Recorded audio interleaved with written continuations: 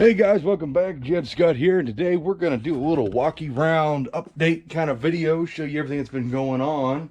And I got a neat little project sitting there, but we'll get to that here in a bit. So, good news is, if you're grossed out by things, please look away for the next 5-10 seconds because I'm good.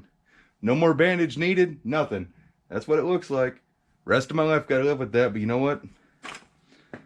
Those samurai warriors couldn't take me on, if you know what I mean. Oh, yeah. Check out that chest. Man booby. Yeah. Okay. Hat back on for the people who get grossed out by weird stuff. But yeah. 6.5 incision here. Of course, they took the bad stuff out. Then they took... You know what I mean. So, we're all good. No more skin cancer. No more of that bull crap. We get back to living our lives. Took the stitches out last Friday. And... just got to be careful what I do. Make sure I wear a hat outside. You know, UV rays, because this is like super fresh skin. So, yeah, we got to be careful. And I want to show you what we've been working on for the swap meet. By the way, you guys didn't know I'm going to be at the Indy swap meet in Indianapolis, March 7th and 8th. And if you want to come by, say hi, whatnot, I'll be there. Stop by, please. Or definitely buy some of my stuff.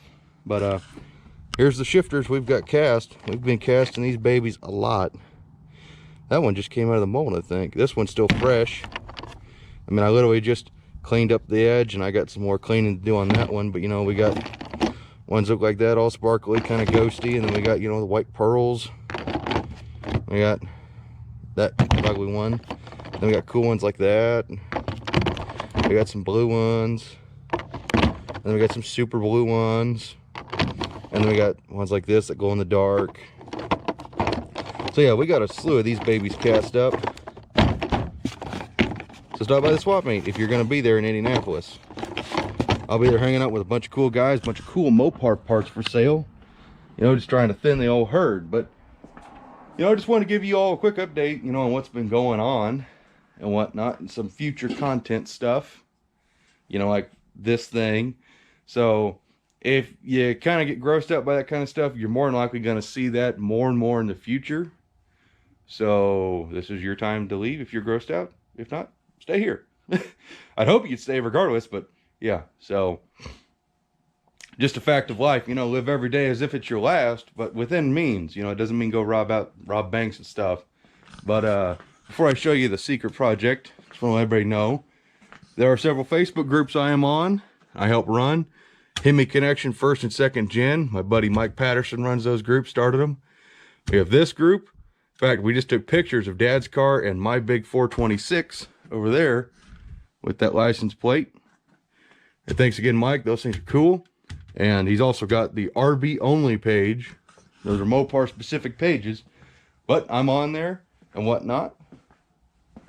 Let's think. What else do we got? What else do we got? Oh, yeah. The hoop showed up. Thanks again, Rob. You are super awesome. In fact, we just spoke with you a couple minutes ago. And hopefully you guys can't see my address. That'd be kind of weird, but...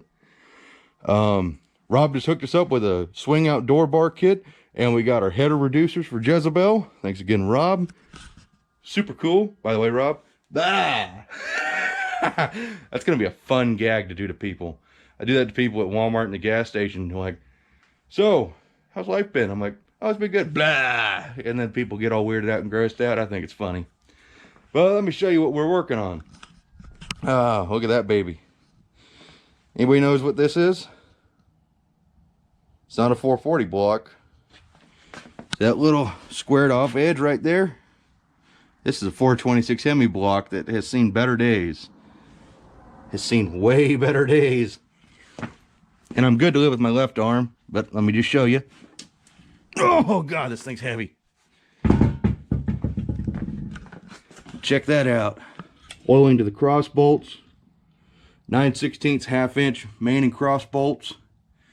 This baby is an X Keith Black top fuel block. It's date coded 1970. It's been filled, but not all the way. It's only filled to about here. So it might be able to circulate water in this baby, but this is the most apparent problem. I don't think it's supposed to be, you know, crankcase ventilation right here. But this kind of stuff would scare a lot of folks. Trust me, it scares me, but it's totally fixable. And I just want to show you guys that, you know, the idea here is going to be squaring off these cuts where it's broke. And then we're going to take a section from a donor block and braze it in. The other thing we could do, since this is no high pressure area and no water, we could just bolt a plate here, but I like the idea of brazing. Let me flip this thing back over and I'll show you some other stuff. All right, now we're back. And right here, we have several ideas on how we're gonna fix this. And when I get to the conclusion of that, I'll let you know. But I also want to show you guys that if you're ever going to look at an engine block, especially something like this that's normally unobtainable for the price, don't ever let its appearance fool you. When I got this thing, these boards, I mean, were literally just nothing but solid rust because this thing sat outside. And I just cleaned the boards up.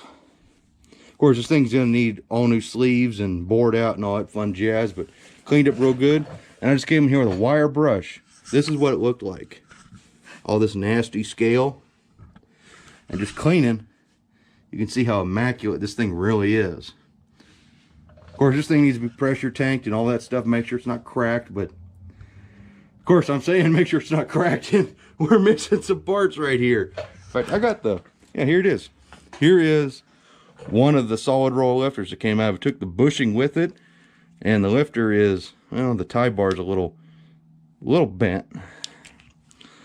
I think we just put it back in there like that. I think that's good enough. It's ready to rock and roll. What do you guys think?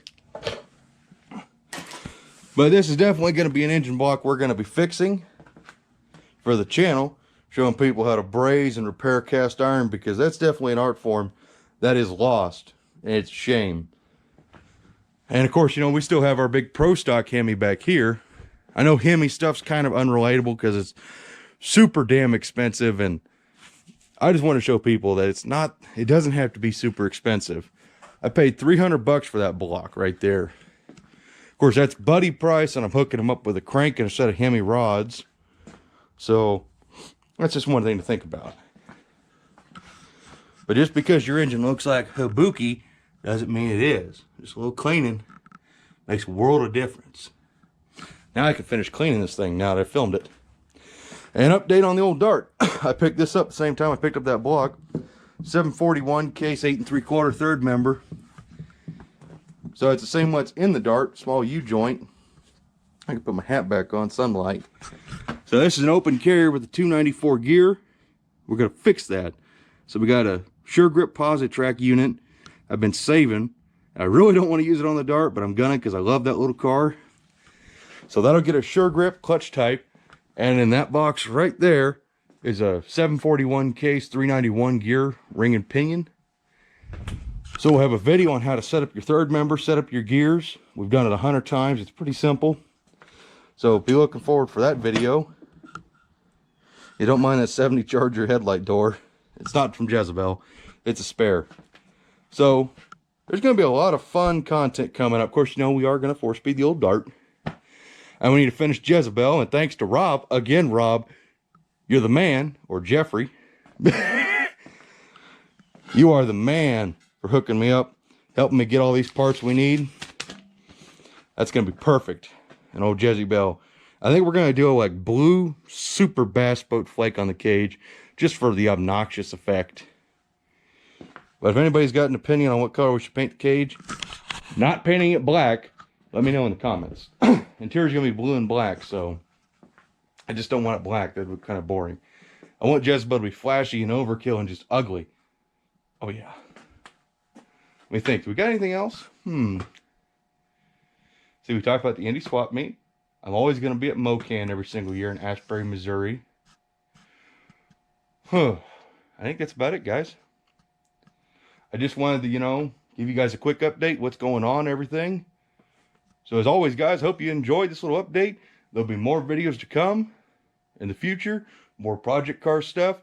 Alrighty, guys, so as always, thank you for watching the video. I really appreciate all your support. So I hope to see you in the next one. So take care. Bye-bye. Blah! Okay, now we're done. All right, I'm going to get back to work. You guys take care. See you later.